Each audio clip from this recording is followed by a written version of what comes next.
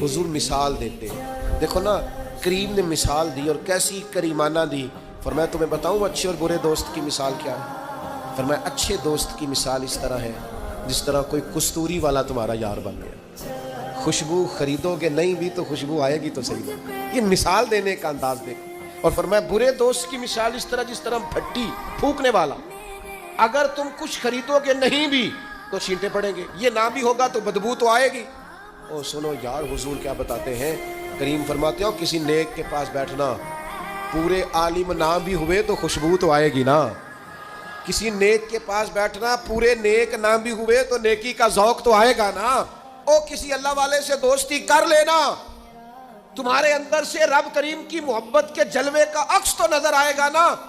किसी हुजूर की मोहब्बत में रोने वाले के पास बैठना, उस रोने वाले को देख के ही तुम्हारी आंख से कोई ना कोई आंसू तो करीम के लिए निकल